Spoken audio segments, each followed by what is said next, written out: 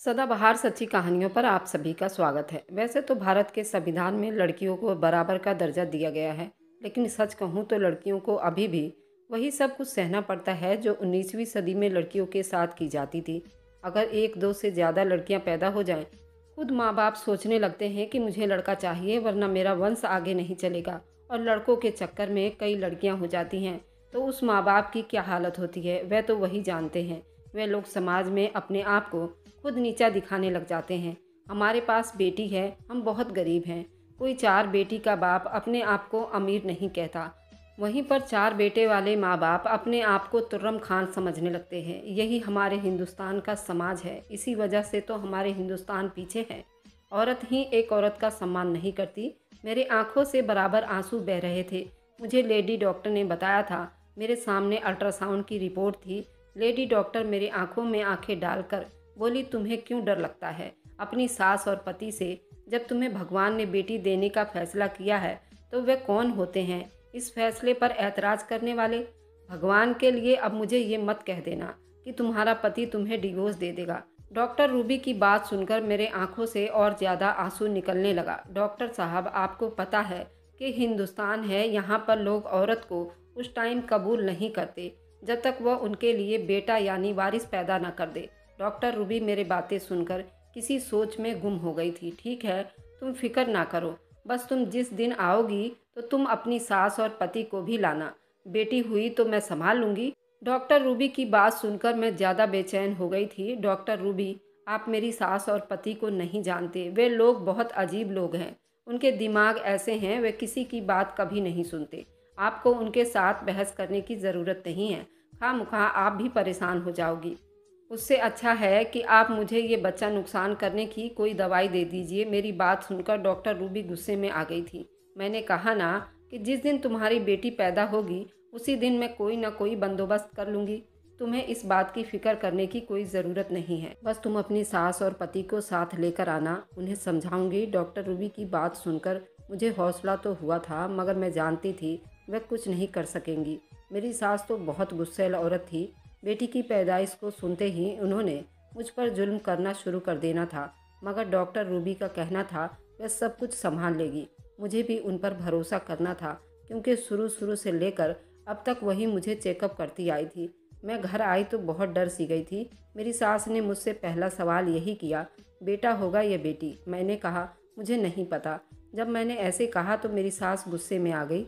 मुझे सब पता है, मुझे चकमा देने की कोशिश भी मत करना, वरना मैं तुम्हारे लिए इतनी मुश्किलें खड़ी कर दूंगी कि तुम सोच भी नहीं सकती। मम्मी जी, वाकई मुझे नहीं पता, डॉक्टर साहब ने यही कहा था। ये बात तो उसी दिन पता चलेगी आपके यहाँ बेटी पैदा होगी या बेटा। मैंने डॉक्टर रूबी के शब्द दोहरा दिए थे। फिर मेरा दिल मारे डर के कांप भी गया था। आखिरकार वह दिन भी आ गया था जिस दिन हमारे घर में एक नन्हे मुन्ने मेहमान को आना था। हम लोग अस्पताल जा रहे थे। मेरी सास ने मुझे पहले ही आफत में डाल रखा था। बोली, रुक जाओ, अभी तो तुम मटक मटक के जा रही हो ना। मेरी एक बात जान लो, अगर बेटी हुई तो मैं तुम्हें जिंदा नहीं छोड़ूंगी। बेटा हुआ तो वह हमारे घर ही रहेगा, लेकिन बेटी हुई तो उसकी जिम्मेदार तुम खुद होगी। अगर मेरे बेटे ने तुम्हें डिवोर्स भी दे दिया तो उसकी जिम्मेदार भी तुम खुद ही होगी। सास की ऐसी कड़वी बातें सुनकर मैं तो हैरान रह गई थी। मैं सोच भी नहीं सकती थी कि मेरी सास इस तरह जालिम निकलेगी। बेटी की पैदाइश पर मुझे डिवोर्स दिलवाना चाहती थी। फिलहाल उस टाइम तो मुझे अस्पताल में जाना था। हम लोग अस्पताल पहुंचे तो डॉक्टर रूबी मुझे एक अलग कमरे में ले गई। कहने लगी, बस तुमने किसी से डरना नहीं है, जो भी होगा मैं उसे देख लूँगी। मुझे उम्मीद थी कि डॉक्टर रूबी मेरी सास को समझा जरूर लेंगी, मगर ऐसा नहीं हो सका। जैसे ही बच्चे की पैदाइश का टाइम करीब आया, डॉक्टर रूबी मुझसे कहने लगी, मुझे माफ़ कर दो, मुझे बहुत बड़ी भूल हो गई है। मेरे एक दूसरे अस्पताल में मुझे ज़रूरी काम से जाना है और किसी भी हाल में मुझे वहां पहुंचना पड़ेगा। मैं अपने एक जूनियर डॉक्टर को समझा कर जा रही हूं, वह तुम्हारा साथ देगी, तुम फिक्र ना करना। डॉक्टर रूबी के जाने के बाद डॉक्टर रीमा अपनी एक नर्स के साथ कमरे में दाखिल हो गई थी। मैं उन्हें अपनी सारी कहानी तो नहीं बता सकती थी। फिलहाल एक औरत अपनी पर्सनल बातें हर एक को तो नहीं सुनाती फिरेगी ना।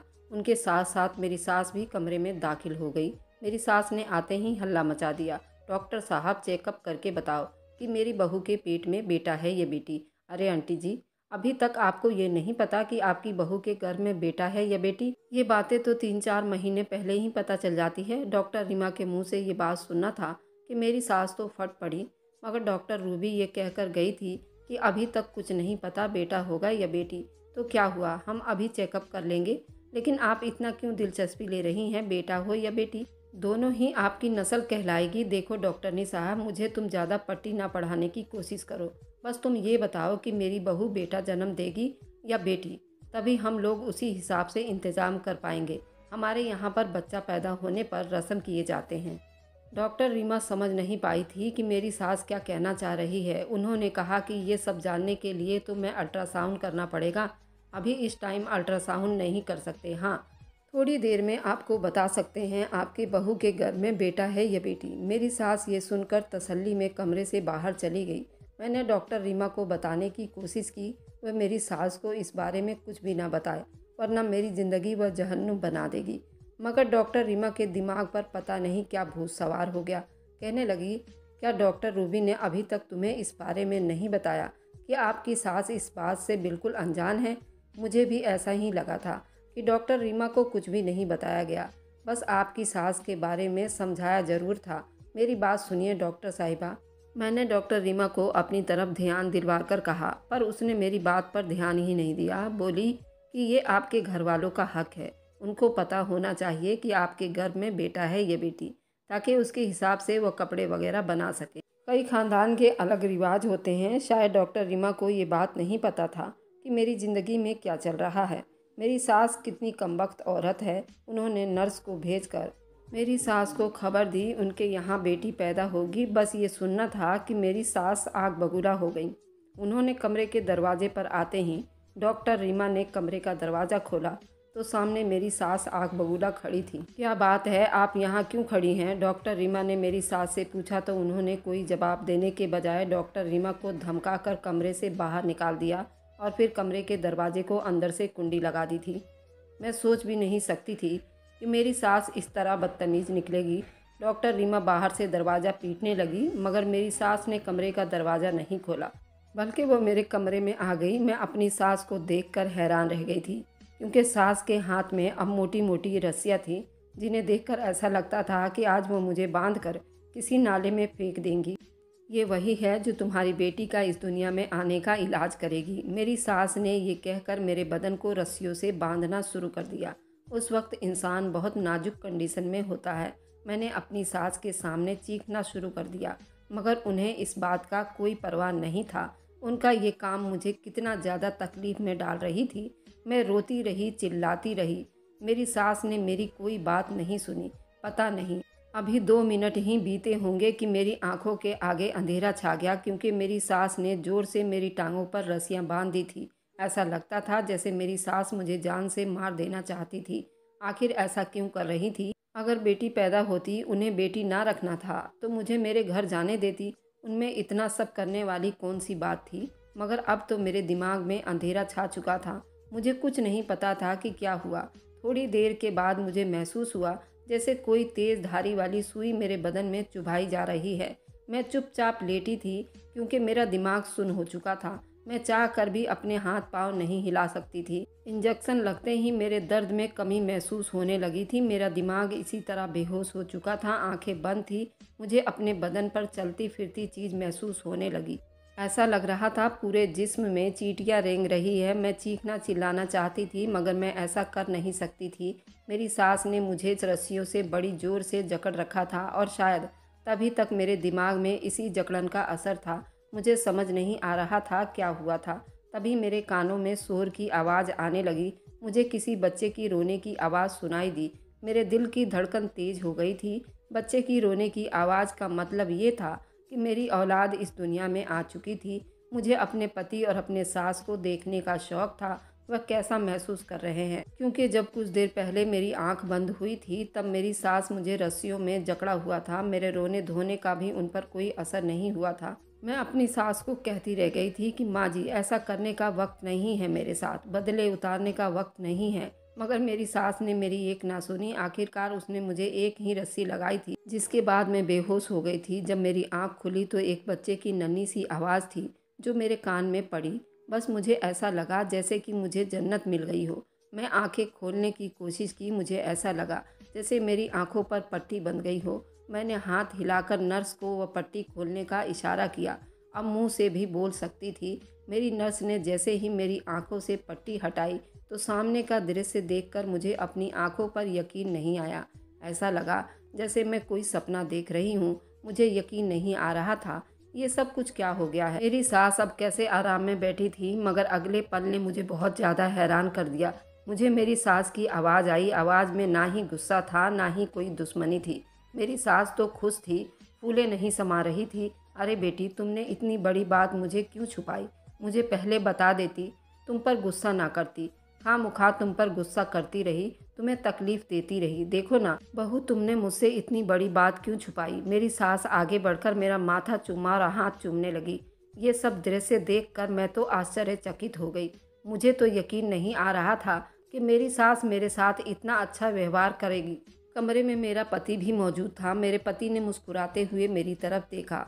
मेरी तो खैर खबर भी लेने लगा, मगर अब बात मुझे बहुत परेशान कर रही थी। तुम्हें तो पता है ना बरखा, कि मैं अपनी मम्मी से कितना प्यार करता हूँ। उनकी बात नहीं टाल सकता। मैं अपने पति का बदलता हुआ रंग देखकर हैरान हो गई थी। ये लोग कैसे पल भर में बदल गए थे।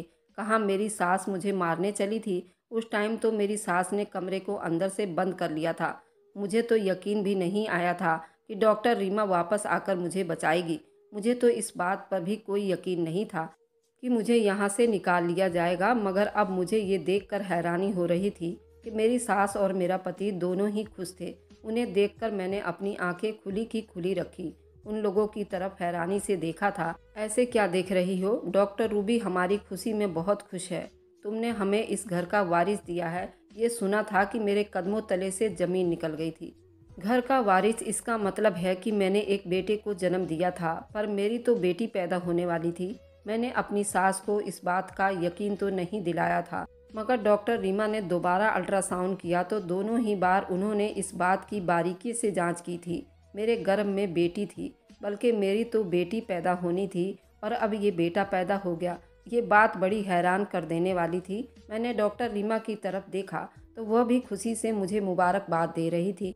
हाँ, तुमने एक बेटे को ही जन्म दिया है। तुम्हारी ज़िंदगी में शायद यही कमी रह गई थी जो आज पूरी हो गई है। तुम्हें बहुत बहुत मुबारक हो बेटे की खुशी। अब तुम्हारा खानदान पूरा हो जाएगा। डॉक्टर रीमा तो मुझे ये बात खुशी से बता रही थी, मगर मुझे चैन नहीं आ रहा था। क्या सच में मैंने एक बेटे को जन्म दिया था? मेरी सारी रिपोर्ट में तो बेटी पैदा होने वाली थी। ये नहीं हो सकता था, क्योंकि सारे चेकअप में तो मेरे गर्भ में बेटी ही थी। और दूसरी बात, डॉक्टर रूबी ने भी बहुत बार मेरा अल्ट्रासाउंड करके देख चुकी थी। उन्होंने भी मुझे कहा था कि तुम्हारे गर्भ में खूबसूरत बेटी है। अब तो तुम्हारे महीने भी काफ़ी बीत चुके हैं, इस बच्चे को ख़राब नहीं कर सकती। तुम्हें ये बेटी पैदा करना ही होगा। मुझे डॉक्टर रूबी की बातें याद आ रही थी। उससे पहले कि मैं ज़्यादा हैरान होती, लेबर रूम में बैठे एक आदमी पर मेरी नज़र पड़ी थी। ये अजीबोगरीब आदमी था। उसके बाल और दाढ़ी बहुत बड़ी बड़ी थी। आँखों में काजल था। काले रंग के कपड़े पहन रखे थे। यूँ साइड पर बैठा था जैसे इस माहौल से कोई लेना देना नहीं, मगर उसकी नज़रें मुझ पर ही थी। वह आदमी जिस नज़र से मुझे देख रहा था, ऐसा लगता था मुझे वह पहले से भी जानता है। मैंने उससे पहचानने की बहुत कोशिश की, अपने दिमाग पर बहुत जोर डाला, मगर मुझे याद नहीं आया कि मैंने उसे कहाँ देखा था। उसकी आंखों से साफ साफ छलक रही थी, मगर बाकी उसका अंदाज बिल्कुल अनोखा सा लग रहा था, जैसे वह इस लेबर रूम में काफ़ी देर से बैठा है। मुझे हैरानी इसलिए भी हुई थी, लेबर रूम में किसी बाहर के मर्द को आने की कोई परमिशन नहीं होती है। उसके बावजूद भी यहाँ पर वह आदमी बड़े आराम से बैठे बैठे इधर उधर इस कमरे के माहौल को भांप रहा था। पर उस आदमी से मैंने पूछा नहीं, तुम कौन हो? कमरे में मेरी सास और मेरे पति की बोलने की आवाज़ भी आ रही थी, मगर मेरा दिमाग ज़्यादा उस आदमी की तरफ ही था और उस आदमी ने मुझे उलझा कर रख दिया था। वह आदमी भी मुझे गौर से देख रहा था। फिर उसने मुझे हाथ से कुछ इशारा किया, जिसकी मुझे बिल्कुल समझ नहीं आई। मैं सोचने लगी ये मुझे क्या कह रहा है, मगर मुझे उसे देखकर बहुत डर भी लग रहा था। न जाने यह आदमी कौन था और इसका क्या मकसद था, ये तो भगवान ही जाने। उस टाइम मुझे कोई बात समझ में नहीं आ रही थी। शायद वो मुझसे मिलने को कह रहा था, लेकिन मैं उससे कैसे मिल सकती थी, जबकि ना ही मैं उसे जानती थी। वैसे भी अभी मेरी सास और मेरा पति मेरे साथ ही थे। अगर मैं दिल से भी ये चाहती कि मैं उस आदमी से बात करूं, तो भी नहीं कर सकती थी। वह आदमी बहुत ही अजीब सा लग रहा था, मगर उससे मिलने का कहने का मतलब यही था, ये बात मुझे समझ नहीं आ रही थी। बेटी पैदा होने के बजाय मेरा बेटा पैदा कैसे हो गया? मैं उस उलझन से अभी निकली भी नहीं थी कि उस आदमी ने मेरे दिमाग को और ज़्यादा उलझा कर रख दिया था। मैं सोचने लगी, अब क्या होगा? मैं घर जाऊं, ऐसा ना हो यह आदमी पीछे आ जाए। और वैसे भी मुझे नर्स से पूछना चाहिए कि ये कौन है। थोड़ी देर के बाद डॉक्टर रीमा के साथ उनकी नर्स अंदर आई। मैंने उनसे इशारे से पूछा कि वह आदमी कौन है। नर्स ने भी नामे इशारे से कह दिया उसे नहीं मालूम, मगर उसके अंदाज से लग रहा था कि ये बात मेरी सास और मेरे पति से छुपाना चाह रही है। मैं भी नहीं समझी थी वह आदमी यहाँ कितनी देर से बैठा था और क्यों बैठा था। फिलहाल मेरी सास ने कहा, अब मुझे घर जाना चाहिए, तुम्हारे साथ मेरी बेटी सुनीता रहेगी, तुम यहीं पर रहो। ऐसा ना हो कि तुम्हें किसी चीज़ की ज़रूरत हो, वह घर में मौजूद ना हो। कुछ दिन अस्पताल में रहना अच्छा रहेगा। मेरी सास का व्यवहार बदल चुका था, उनकी बातें बहुत मीठी हो चुकी थी, मगर अभी तक मुझे ना ही उन पर यकीन आया था और ना ही इस बात पर कि मैंने एक बेटे को जन्म दिया है। मेरे दिल में बहुत सारे शक पैदा हो रहे थे, जिन्हें चाह कर भी अपने दिमाग से झटक नहीं पा रही थी। इतने में मेरी सास ने कहा कि मैं जा रही हूँ, तुम अपना ख्याल रखना। मैंने देखा मेरा पति भी वहाँ से जा ही रहा था, मगर वह आदमी इधर ही बैठा हुआ था। अब उसे ये लगने लगा शायद मेरे पति की नज़र उस पर पड़ जाएगी, तो वह आदमी पर्दे के पीछे आड़ में छुप कर बैठ गया था। मगर वह आदमी था इसी कमरे में। मुझे डर लगने लगा था। मैंने अपने पति के होते हुए भी नहीं कह सकती थी यह आदमी मुझे देख रहा है। अब उसके जाने के बाद मैं फिक्र में पड़ गई थी। यह आदमी अगर यहाँ मेरे साथ अकेले कमरे में हुआ तो पता नहीं क्या हो जाएगा। बस मेरी जुबान ना खुल सकी और मेरा पति मेरे कमरे से उठकर चला गया। अब मेरा दिल बहुत ज़ोर ज़ोर से धड़क रहा था, क्योंकि मुझे उस आदमी से बहुत डर महसूस हो रहा था। एक तो उसका हुलिया और ऊपर से उसके बड़े हुए बाल और घनी दाढ़ी मूछ, उसे देखकर मुझे पहले ही बहुत डर लग रहा था। जब सब कमरे से चले गए तो वह आदमी पर्दे के पीछे से निकल आया, मेरे सामने आकर खड़ा हो गया। तुमने मुझे पहचाना नहीं? नहीं, मैंने तुम्हें नहीं पहचाना, मैंने अपनी नज़रें झुकाकर बोली थी। मुझे उससे बहुत डर लग रहा था। चलो ठीक है, मैं रात को आऊँगा और अगर तुम्हारे कमरे में कोई और हुआ तो उसे निकाल देना। अगर तुमने ऐसा नहीं किया तो तुम पछताओगी, सारी उम्र पछताओगी। अपनी औलाद से कभी मिल नहीं पाओगी, ना ही अपनी ज़िंदगी अच्छे से बिता पाओगी। जो तुम्हें कह रहा हूँ उस पर ध्यान देना। अगर तुम्हारे कमरे में तुम्हारा पति आए तो उन्हें कह देना कि मैं अकेली रह लूँगी, तुम्हें नींद आ रही है, ताकि वे लोग कमरे से बाहर चले जाए। जब मैं यहाँ आऊँगा तो मुझे यहाँ का कमरा खाली चाहिए। आदमी ऐसे मुझ पर हक जमा रहा था जैसे वह मेरा ही पति हो। जाते जाते उसने एक ऐसी बात कह दी जो कि मुझे बेचैन कर रही थी, बल्कि मेरे दिमाग को भी हिलाकर रख दिया था। मुझे लग रहा था जैसे मैं अभी तड़प तड़प कर मर जाऊंगी। कहने लगा, जो आदमी यहाँ पर मौजूद था वह तुम्हारा पति नहीं था। तुम अपनी ज़िंदगी पूरी गलत फहमी में बिता रही हो। अगर तुम्हें सच जानना है तो मैं रात को ज़रूर आऊँगा, तुम सबको कमरे से निकाल देना। उस आदमी की बातें सुनकर मैं मारे डर के थर थर काँपने लगी। उसके जाने के बाद भी मुझे चैन नहीं आया था। फिर मेरी नज़र अपने बच्चे पर पड़ी, जो कि मेरे पहलू में छोटे से कंबल में लिपटा हुआ रखा गया था। उसे देखकर मुझे यकीन नहीं आ रहा था कि जो कुछ भी मैं देख रही हूँ वो सच है, क्योंकि बच्चे की आंखें भूरे रंग की थी, जबकि मेरे और मेरे पति की आंखें काले रंग की थी। हल्के भूरे रंग की आंखों वाला बच्चा मेरी तरफ मुस्कुराकर देख रहा था। वह बच्चा मुझे ऐसे मुस्कुराकर देख रहा था जैसे वो मुझे पहले से जानता हो। मेरे दिल में बहुत सारी बातें आ रही थी, मगर मैं चुप थी। शाम के करीब 8 बज गए थे। मेरे कमरे का दरवाज़ा खुला। मेरी सास और मेरा पति कमरे में दाखिल हुए। उनके हाथ में बहुत सारे फल फ्रूट और खाना वगैरह थे। वे लोग मेरे लिए बहुत सारी चीज़ें लेकर आए थे। मैंने कहा, मेरी तबीयत ठीक नहीं है, मेरा आराम करने का जी चाह रहा है, आप लोग फल फ्रूट रख कर यहाँ से चले जाएं। मेरी सास मेरी किसी भी बात का बुरा नहीं मान रही थी। वह उस टाइम बहुत खुश लग रही थी, इसलिए उन्होंने मुझे अपने हाथ से खाना वगैरह खिलाए और कहने लगी, अब मैं जा रही हूँ, तुम्हें अपना ख्याल रखना होगा। डॉक्टर रूबी भी आ गई थी। वह पूछ रही थी तुम्हारी बेटी कहाँ है, पर मेरी सास ने उससे कहा कि मेरी बहू ने एक बेटे को जन्म दिया है। वह भी हक्का बक्का रह गई। सास की बात सुनकर मुझे यकीन नहीं आया था। डॉक्टर साहिबा ने जो पूछा है वो बिल्कुल सही पूछा है। उनको भी पता है कि मैंने एक बेटी को ही जन्म दिया है, फिर ऐसा कैसे हो सकता था? मेरे पास बेटा कैसे आ गया? मेरी सास तो मुझे रस्सियों से बांधी हुई थी, फिर वह सब कहाँ गया? खैर काफ़ी सारी चीज़ थी जो कुछ अब मेरे दिमाग पर एक बोझ की तरह चल रहा था। थोड़ी देर के बाद एक आदमी भी आने वाला था, जो वह हकीकत से पर्दा उठाने वाला था। आखिरकार मैंने अपनी सास और पति को कमरे से भेज ही दिया। कहा कि मुझे फ़िलहाल नींद आ रही है, आराम करना चाहती हूँ। मेरी सास ने बिना किसी चिल्लम चिल्ली की कमरे को खाली कर दिया। मैं अकेली रह गई थी। करीब करीब 10 बज गया। कमरे का दरवाज़ा खुला तो वह आदमी दाखिल हुआ। वह अकेला नहीं था, उसके साथ एक लड़की भी थी जिसे देखकर मैं दंग रह गई थी।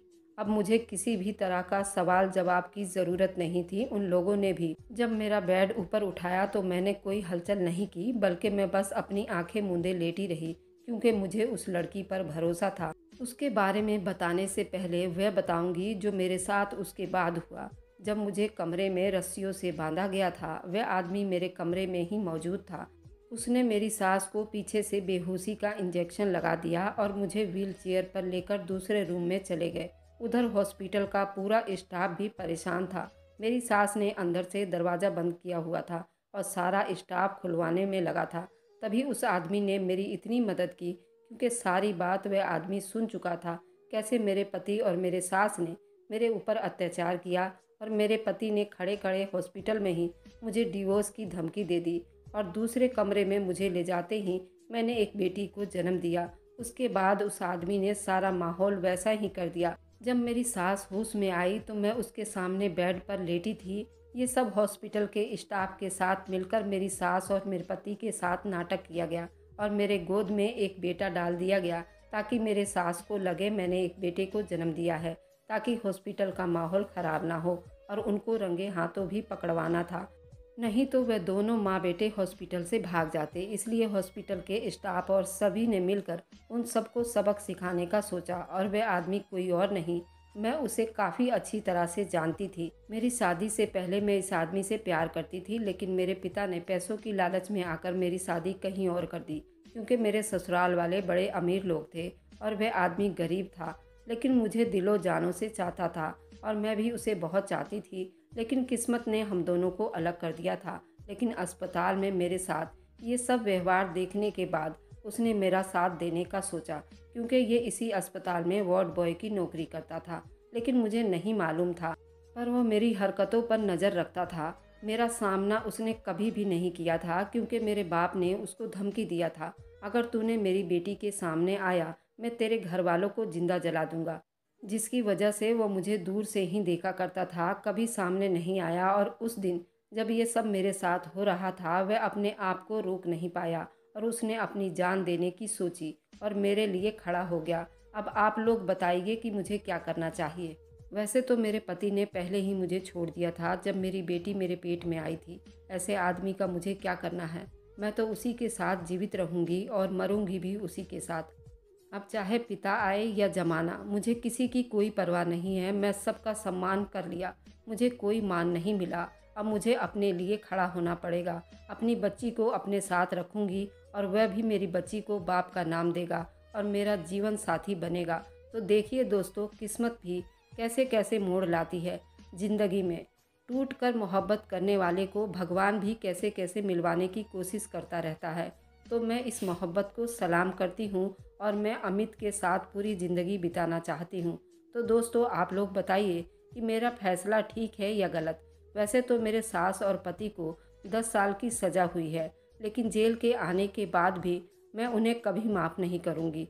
अगर आपको आज की कहानी पसंद आई है तो वीडियो को ज़रूर लाइक कीजिएगा और अपने दोस्तों के साथ शेयर भी कीजिएगा। और हाँ, अगर आपने अभी तक हमारे चैनल को सब्सक्राइब नहीं किया है तो ज़रूर सब्सक्राइब कर ले। मिलते हैं हम अपनी कल की एक नई दिलचस्प कहानी के साथ। मुझ पर सदा अपना स्नेह और प्यार बनाए रखें। सभी को मेरा प्यार भरा नमस्कार दोस्तों।